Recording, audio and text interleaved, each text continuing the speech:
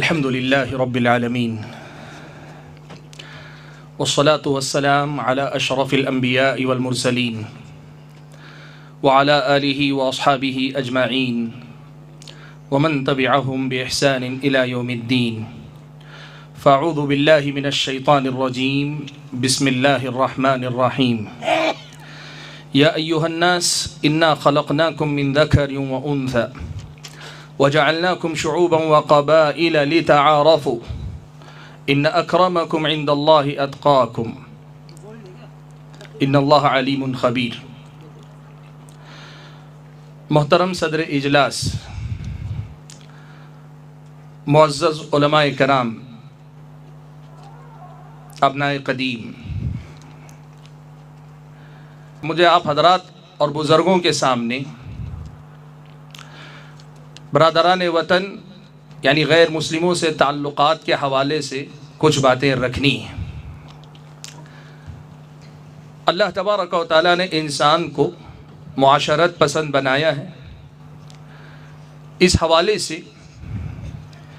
یہاں اس سماج میں جینے والے ہر انسان کا دوسرے انسان سے رشتہ اور تعلق اس کی ایک بنیادی ضرورت ہے. انسان تعلقات کا محتاج ہے. بغیر تعلقات کے اس کی دنیاوی زندگی کے مسائل بھی آگے نہیں بڑھ سکتے، اور بغیر تعلقات کے وہ اپنے دینی تقاضوں کو بھی پورا نہیں کر سکتا. انسان کو سماج سے کاٹ دینا یا سماج سے الگ کر دینا، یہ دراصل انسان کو دی جانے والی ایک بہت بڑی سزا ہے. اسی لیے آپ حضرات اس بات سے بخوبی واقف ہیں کہ سزاؤں میں ایک سزا قید تنہائی بھی ہوا کرتی ہے، جس میں ایک انسان کو انسانی سماج ہی سے نہیں بلکہ انسانوں ہی سے الگ کر کے ایک کمرے میں تنہا رکھ دیا جاتا ہے. اور یہ خود اپنے آپ میں ایک بہت بڑی نفسیاتی سزا ہوتی ہے جو کسی بھی جسمانی سزا سے زیادہ سخت ہوتی ہے. اس اعتبار سے انسان کا اس دنیا کے اندر صاحب تعلقات ہونا ایک فطری امر ہے، اور خاص طور پر جب ہم اسے انسانی ضرورتوں سے آگے لے جا کر انسان کی دینی ضرورتوں کے حوالے سے بات کریں تو یہاں تعلقات والا بن کر ہی انسان پیدا ہوتا ہے. وہ پیدا ہوتا ہے تو پیدائش کے ساتھ ہی اس کے تعلقات خونی رشتے کے حوالے سے جڑ جاتے ہیں. پھر وہ اپنی مرضی سے بہت سارے تعلقات شادی بیاہ کے حوالے سے قائم کرتا ہے. پھر اس دنیا میں خرید و فروخت کے اعتبار سے معاملات کے لیے دنیا والوں سے رابطہ قائم کرنا، تعلق جوڑنا اس کی ضرورت ہے. ایک سماج بستی میں رہتے ہوئے پڑوس میں آپس میں ملنے جلنے والے لوگوں سے تعلقات بھی اس کی ایک سماجی ضرورت ہے. اس اعتبار سے اگر آپ دیکھیں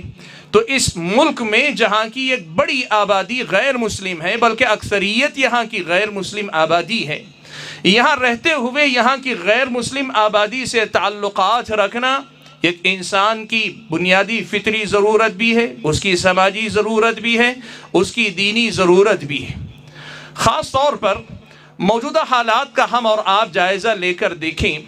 تو سماج میں ایک دوسرے کو سمجھنے کے لیے تعلقات ضروری ہیں. اگر میں آپ کو سمجھ کر آپ کی طرف سے مطمئن نہ ہوا، میں ہمیشہ آپ کی طرف سے خوف کی حالت میں زندگی گزاروں گا. آپ اگر مجھ سے تعلقات قائم کر کے مجھے نہ سمجھیں، آپ میری طرف سے ہمیشہ خدشوں کا شکار ہو کر زندگی گزاریں گے. یہ پرامن معاشرے کے لیے سماج کے مختلف افراد کے درمیان باہمی تعلقات اس سماج کی بنیادی ضرورتوں میں سے ایک ضرورت ہے. لیکن جب معاملہ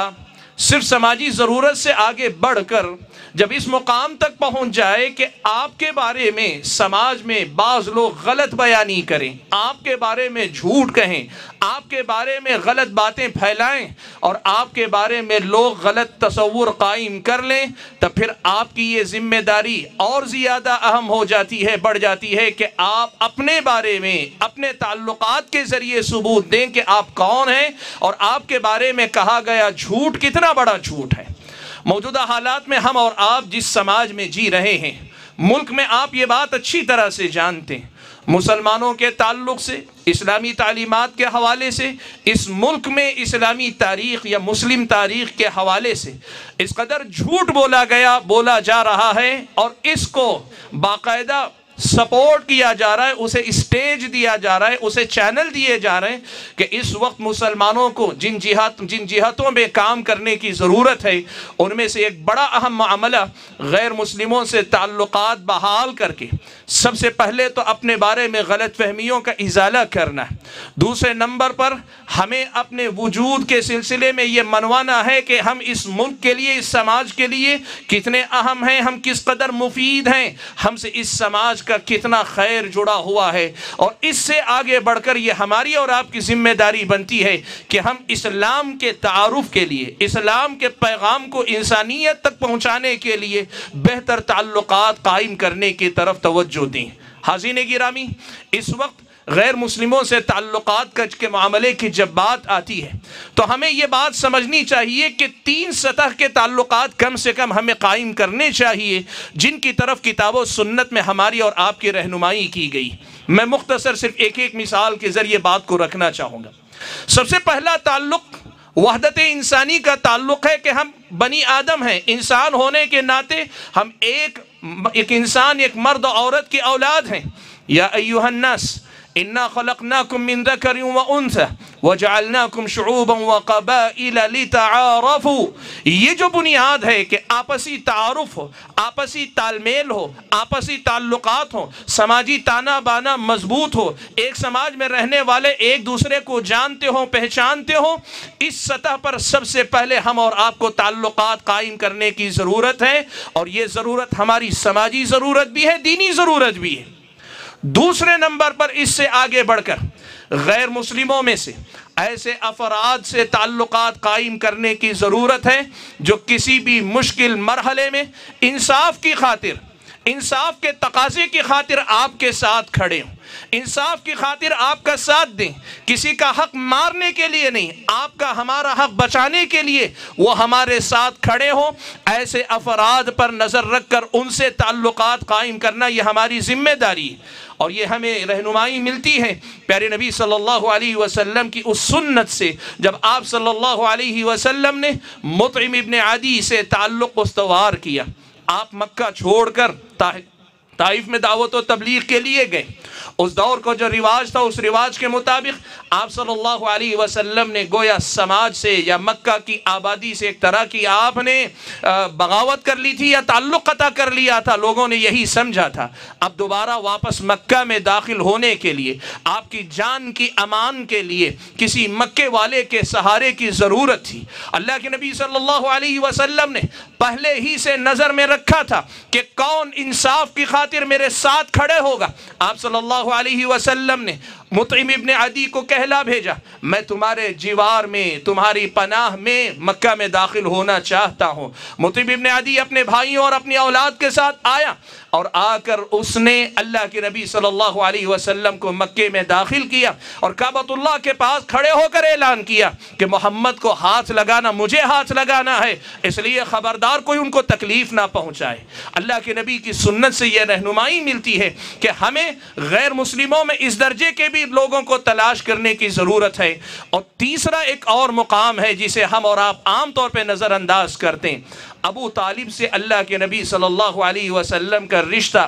ہم ایک چچا کا رشتہ سمجھتے ہیں، یقیناً چچا کا رشتہ، لیکن اگر آپ اسے اس نظر سے دیکھیں کہ وہ ایک غیر مسلم تھے، اور اللہ کے نبی صلی اللہ علیہ وسلم نے ابو طالب کو نہ صرف دوست بنایا، ابو طالب ایسے آدمی تھے جو خود بھی آپ کے محافظ تھے، بلکہ سماج کے بہت سارے شرپسندوں کو وہ دبا سکتے تھے، روک سکتے تھے، منع کر سکتے تھے۔ اللہ کے نبی نے سماج کے ایسے فرد کو بھی اپنے ساتھ رکھا جو خود ہی نہیں بلکہ سماج کے انصاف پسند طبقے ہی کو نہیں، شر پسند طبقے کو دبا کر بھی آپ کا ساتھ دے سکتا ہے۔ اللہ کے نبی صلی اللہ علیہ وسلم اور قرآن مجید کی تعلیمات کی روشنی میں غیر مسلموں سے تعلقات کے یہ تینوں درجے ہماری اور آپ کی ضرورت ہیں، ہماری سماجی ضرورت ہیں، ہماری معاشرتی ضرورت ہیں، ہماری دینی ضرورت ہیں۔ اور جیسے میں نے کہا نا کہ اپنے بارے میں دفاع کے لیے بھی، اپنے صحیح تعارف تعارف کے لیے بھی اور ان لوگوں کی امانت ان تک پہنچانے کے لیے بھی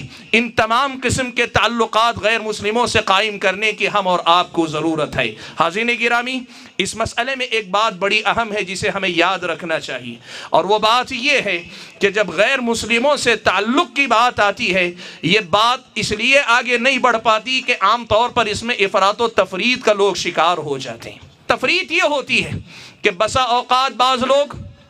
قرآن مجید کی یہ آیت کہ لا تجد قوما یؤمنون باللہ والیوم الآخر یوادون من حاد اللہ ورسولہ، کہ جو ایمان والے ہوتے ہیں وہ اللہ کے دشمنوں سے دوستیاں نبھانے والے نہیں ہوا کرتے۔ اس آیت کا مفہوم کچھ لوگ یہ سمجھ بیٹھتے ہیں کہ کسی بھی غیر مسلم سے کسی بھی قسم کا تعلق رکھنا اسلامی شریعت کی نظر میں ناجائز اور حرام ہے۔ ایک طرف تو تعلقات کے معاملے میں قرآنی آیات کی تفسیر اور تعبیر میں یہ تفریط ہوتی ہے، اور وہیں بسا اوقات لوگ تعلقات قائم کرنے پہ آتے ہیں تو اس حد تک چلے جاتے ہیں کہ پھر کفر و ایمان کا فرق بھول کر رہ جاتے ہیں، کفر و ایمان کا فرق بھلا دیا جاتا ہے۔ حاضرین گرامی، آپ نے دیکھا اس ملک کے اندر یہ بات کہی جاتی ہے کہ یہاں کی تہذیب گنگا جمنی تہذیب ہے۔ اس تہذیب کا مطلب لوگ جو سمجھاتے ہیں وہ کیا ہے؟ وہ چیز یہی ہے کہ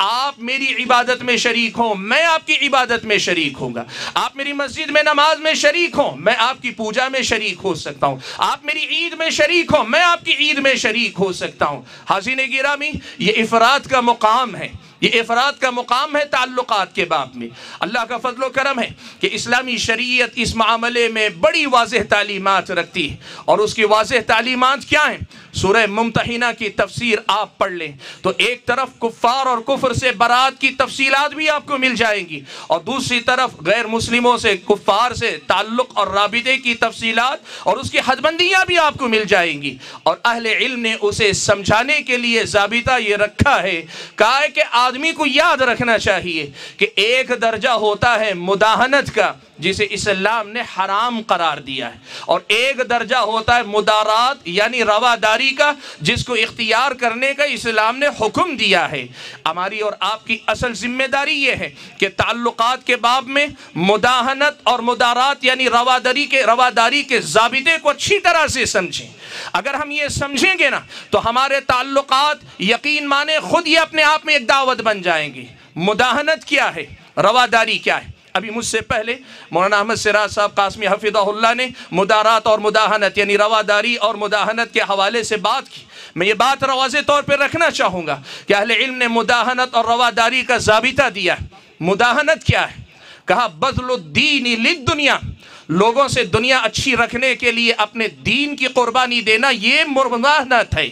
لوگوں سے بہتر تعلقات کے لیے دین سے تنازل اختیار کرنا یہ مداہنت ہے، اور یہ جائز نہیں ہے۔ اللہ نے فرمایا وَدُّوا لَوْ تُدْهِنُوا فَيُدْهِنُونَ، وہ تو چاہتے یہ ہیں کہ آپ بھی تھوڑی نرمی دکھائیں، وہ بھی تھوڑی نرمی دکھائیں گے۔ وَدُّوا لَوْ تَكْفُرُونَ كَمَا كَفَرُوا، وہ چاہتے یہ ہیں کہ آپ بھی ان کے ساتھ میں ہاں ملاتے رہیں یہاں تک کہ آپ ان کے ساتھی بن جائیں۔ اللہ تبارک و تعالیٰ نے کہا وَلَن تَرْضَىٰ عَنْكَ الْيَهُودُ وَلَا النَّصَارَىٰ حَتَّىٰ تَتَّبِعَ مِلَّتَهُمْ۔ آج یہ بات آپ یاد رکھیں، اس ملک میں تعلقات کے نام پر، بہتر تعلقات کے نام پر ایک دوسرے کی مندروں میں حاضری، ایک دوسروں کی مندروں کی صفائی، یا ایک دوسروں کے ساتھ عید ملن کے موقع پہ یا ان کی عید کے مناسبت سے جا کے اس میں جو شرکت ہوتی، یہ مداہنت کا باب ہے، یہ مداہنت کا باب ہے۔ اور اسلامی شریعت آپ کو بتاتی ہے اسی سے ملتی جلتی دعوت نبی علیہ السلام کو دی گئی تھی۔ اللہ کے نبی صلی اللہ علیہ وسلم نے جواب میں کیا کہا؟ اللہ نے دو مقامات پہ فرمایا قُلْ أَفَغَيْرَ اللَّهِ تَأْمُرُونِّي أَعْبُدُ أَيُّهَا الْجَاهِلُونَ، اور دوسری جگہ اللہ نے فرمایا لَكُمْ دِينُكُمْ وَلِيَ دِينَ۔ اللہ کے نبی یہ پیغام دے دیجئے، مداہنت کی گنجائش نہیں ہو سکتی۔ اور میں آپ کو بتاؤں اس وقت جو حالت ہے، وہ لوگ یہ چاہتے یہ ہیں کہ یہاں مسلمان صرف اپنی شناخت کے ساتھ نہ رہے، مسلمان وہ رہے جو غیر مسلموں کے ساتھ تال میل اس حد تک رکھے کہ ان کے تمام معاملات میں شریک ہو جائے۔ بھائیو، یہاں ایک بات یاد رکھنا، یہاں مداہنت نہ دکھانا سختی نہیں ہے، شدت پسندی نہیں ہے، یہاں مداہنت نہ دکھانا یہ اصل میں اپنی دعوت کا صحیح تعارف کروانا ہے، یہ براءت ہے کفر سے، یہ براءت ہے شرک سے۔ آدمی سختی اس میں نہ دکھائے اپنے لب و لہجے میں، لیکن اپنے موقف میں آدمی واضح رہے، لکم دینکم ولی دین۔ جب دین کا معاملہ ہوگا تو یہاں کوئی مداہنت نہیں ہوگی، بذل الدین للدنیا کی گنجائش اسلام نے نہیں رکھی ہے۔ لیکن جہاں تک بات ہوگی مدارات اور رواداری کی، اللہ نے حکم دیا ہے، اللہ نے حکم دیا ہے۔ اور رواداری کیا ہے؟ رواداری یہ ہے کہ آدمی بذل الدنیا للدنیا، اپنی دنیا کی قربانی دے، دنیا کے مفادات کی خاطر، دنیا کو بہتر بنانے کی خاطر، دین سے سمجھوتا کیے بنا بہتر تعلقات، لوگوں کے ساتھ حسن سلوک، ایک پرامن معاشرہ قائم کرنے کے لیے ایک ذمہ دار شہری بننا، لوگوں کی جان مال عزت و آبرو کی حفاظت کرنے کی ذمہ داری اپنی بھی ماننا، اسلامی شریعت نے رواداری کے پورے اصول دیے ہوئے۔ میں جو بات اس کی روشنی میں رکھنا چاہتا ہوں وہ کیا ہے؟ دیکھیے، تعلقات کے باب میں اگر ہم مداہنت کے مفہوم کو سامنے رکھتے ہوئے اگر ہم واضح موقف رکھیں گے کہ توحید کی بات ہے، کفر کی بات ہے، اسلام کی بات ہے، اسلامی تعلیمات کے ساتھ سمجھوتے کی بات ہے، ہم اس میں نہیں کریں گے، ہم سمجھوتا نہیں کریں گے، لیکن ہم اپنی وجہ سے کسی کو تکلیف بھی نہیں دیں گے، یہ ہمارا اپنا موقف خود اس ملک کے اندر دعوت بنے گا، یہ تعلقات میں بڑا سنگ میل بنے گا اگر ہم اس میں مداہنت کی راہ نہ اپنائیں۔ اور وہیں یہ اگر سمجھ میں آ جائے کہ مداہنت صرف ممنوع ہے، مدارات کا اللہ نے حکم دیا ہے، اسے اپنانا چاہیے، تو پھر ہمارے سامنے پوری دنیا کھلی ہے ایک بہتر معاشرہ قائم کرنے کے لیے، لوگوں سے تعلقات کرنا، میل جول رکھنا، ان کے کام آنا، ان کے اندر خدمت خلق کے باب سے کام کرنا، یا ان کی اپنی ضرورتوں پہ ان کے کام آنا، اور ان کے ساتھ ساتھ سماج کے اندر ایک دوسرے کی طرف سے پرامن بقائے باہم کا ماحول ایک دوسرے کو فراہم کرنا، اسلامی شریعت نے اس کا حکم دیا۔ سورہ ممتحنہ کی آیت میں اللہ نے فرمایا، لا ينهاكم الله عن الذين لم يقاتلوكم في الدين ولم يخرجوكم من دياركم ان تبروهم وتقسطوا اليهم۔ اللہ تعالیٰ نے فرمایا کہ اللہ تمہیں اس بات سے منع نہیں کرتا کہ جن لوگوں نے تمہارے خلاف لڑائی نہیں کی، تمہیں اپنے گھروں سے نہیں نکالا، ان کے ساتھ حسن سلوک کرو، ان کے ساتھ انصاف کا معاملہ کرو۔ اللہ تعالیٰ اس بات سے منع نہیں کرتا ہے، اللہ تو انصاف پرور لوگوں کو پسند کرتا ہے جو اپنے تو اپنے پرایوں کے ساتھ، مسلم تو مسلم غیر مسلم کے ساتھ بھی ہمدردی کا، خیر خواہی کا، اس کے نفع کا، اس کی بھلائی کا، اس کے کام آنے کا، سماج میں اس کی جان و مال عزت و آبرو کی حفاظت کی فکر کرتا ہے اور پرامن طریقے سے اپنی بات اس ملک میں رکھنے کی کوشش کرتا ہے۔ اسلام تو اس بات کا ہم اور آپ کو حکم دیتا ہے۔ حاضرین گرامی، حضرت اسماء بنت ابی بکر رضی اللہ تعالی عنہ اللہ کے نبی کے پاس آئیں، کہنے لگی ہے اللہ کے نبی، کہنے لگی ہے اللہ کے نبی، میری ماں جو ابھی اسلام نہیں قبول کی تھی، کہا میری ماں آئی ہے راغبہ، شارحین نے لکھا اسلام میں رغبت رکھتی ہے، بعض شارحین نے لکھا نہیں، مجھ سے اسے کچھ امید ہے کہ بحیثیت ماں شاید وہ مجھ سے بہتر سلوک کی امید لے کر آئی ہے۔ اللہ کے نبی، کیا میں اپنی اس غیر مسلم ماں کے ساتھ بہتر سلوک کروں؟ اللہ کے نبی نے کہا صلی امکی، اپنی ماں کے ساتھ بہتر سلوک کرو، اللہ کے نبی نے حکم دیا ہے۔ حاضرین گرامی، مداہنت اور مدارات کے اس واضح فرق کے ساتھ غیر مسلموں سے بہتر تعلقات کا دائرہ بہت وسیع ہے، بہت وسیع ہے۔ ہمیں آگے بڑھ کر اس حد تک تعلقات کے ذریعے ایک بہتر پیغام دینے کی ضرورت ہے جہاں وہ ہمارے بارے میں پھیلائی جا رہی غلط فہمیوں کو بھی سمجھ جائیں، ہمارے بارے میں یہ بھی سمجھ جائیں کہ ہم سماج کے لیے ایک مفید عنصر ہیں، ہم سے سماج کا بھلا ہوگا، اور اس سے آگے بڑھ کر ہمارا جو پیغام ہے جو کہ حقیقت میں اللہ تعالیٰ کا دیا ہوا پیغام ہے، جو کہ اللہ تعالیٰ کا اس کے بندوں کے نام پیغام ہے، یہ پیغام بھی ان تک پہنچ جائے، اس کے لیے جو اسباب جو راستے ہو سکتے ہیں ہمیں اپنانے کی ضرورت ہے۔ میں اپنی گفتگو کو ختم کرتے ہوئے آپ علماء کرام سے اسی بات کی گزارش کرتا ہوں کہ غیر مسلموں سے، یہاں کی آبادی سے بہتر تعلقات کے لیے جو جو ممکنہ صورتیں ہو سکتی ہیں کتاب و سنت کی ان تعلیمات کی روشنی میں قائم کرنے کی کوشش کریں۔ اللہ تعالیٰ مجھے اور آپ سبھی حضرات کو ان باتوں کو سمجھ کر عمل پیرا ہونے کی توفیق عطا فرمائے۔ آمین۔ وآخر دعوانا الحمدللہ رب العالمین۔